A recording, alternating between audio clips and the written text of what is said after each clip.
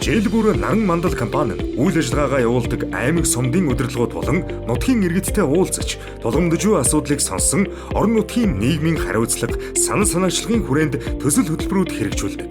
Наран мандал компани нь орон нутагт хэрэгтэй олон төсөл хөтөлбөрүүдийг хэрэгжүүлэхэд хувь нэмрээ оруулан ажиллаж байна.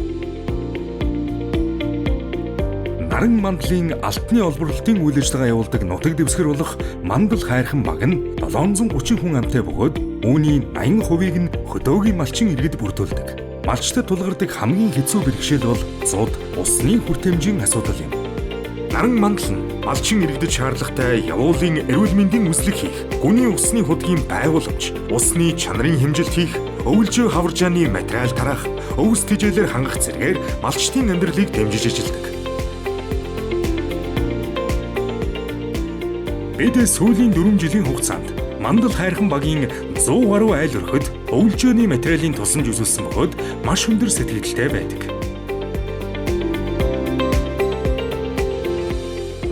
За нэг Баян сувын 1-р өгийн малчид гэрлийн таштай өгдөг.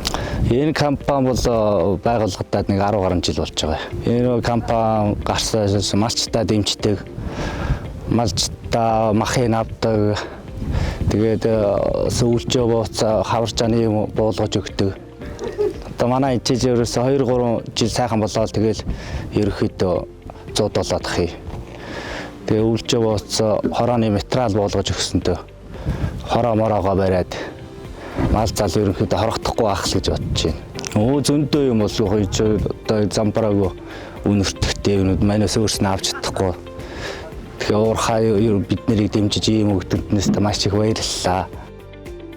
Энэ Наран мандал уурхай манай нутгийн орон нутагт үйл ажиллагаа явуулаад 8-9 10 жил болж байгаа. Тэгээд малчид хөдөлмөрчүүдэнтэй зөвшөөрж тарьж малчтаа тусдсан болъё гэж ингэж сууг хамтран ажиллаж байна. Наран мандал компани нутгийн ард иргэдтэй ингэж тусдсан болж ажиллаа хийж байгаад нь малчтаа тусалж дим болж ажил хөдөлмөрөө явуулж байгаад нь бас баяр талархаж байдаг.